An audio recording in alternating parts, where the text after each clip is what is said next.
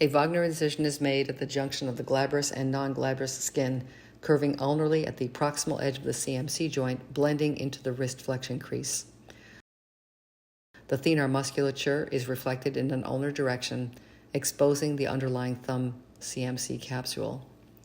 A longitudinal incision is made in the joint capsule with medial and lateral flaps subperiosteally elevated and preserved for later repair. A synovectomy rongeur is used to unroof the lip of trapezium, which crosses over the volar aspect of the FCR tendon, protecting the tendon throughout the procedure.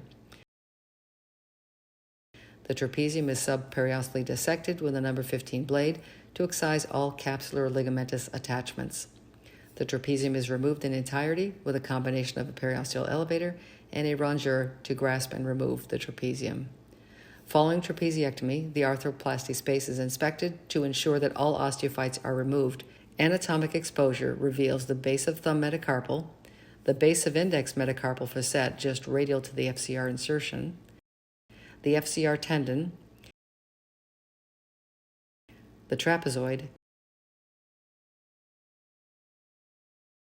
and the distal articular surface of the scaphoid.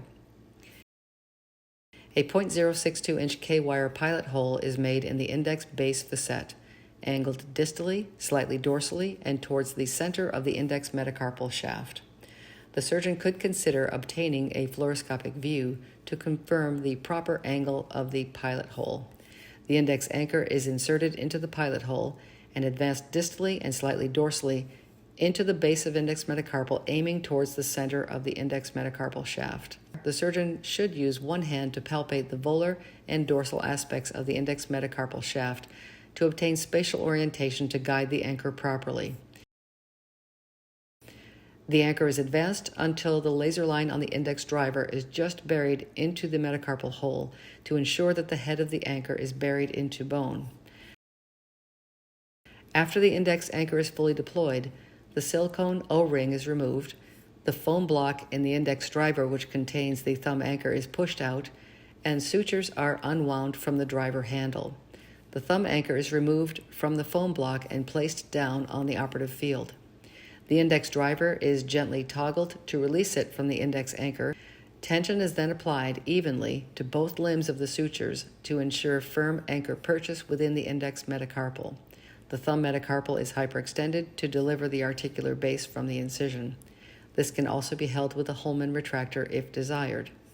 A 2.5 millimeter pilot hole is then made into the central concavity of the thumb articular surface, aiming directly down the shaft of the metacarpal. The surgeon should palpate the shaft of the metacarpal with their thumb and index fingers to orient themselves as to the direction of the shaft. Fluoroscopic imaging can be used to assist with aiming down the metacarpal shaft as needed. The thumb anchor is slid down by hand towards the surgical site and then placed onto the thumb driver.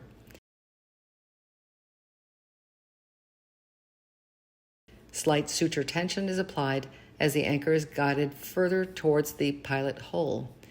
Equal linear tension is continually applied to both sutures in order to orient the line of pull towards the index anchor and ensure that the suture clutch maintains proper orientation.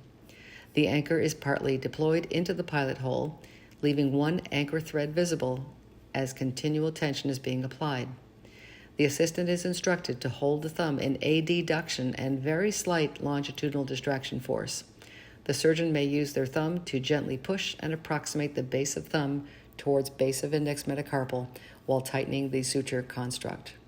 Once desired tensioning is obtained, the thumb anchor is then fully deployed against the central concavity of the thumb metacarpal with two-finger tightness. Tensioning of the construct is assessed with axial loading force to determine if additional tightening is desired, with the understanding that some slack in the suture line is preferable to over-tightening.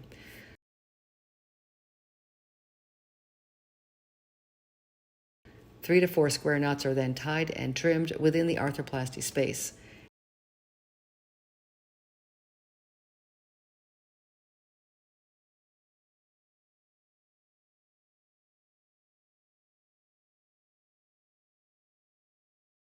Final fluoroscopic views can be obtained to assess alignment.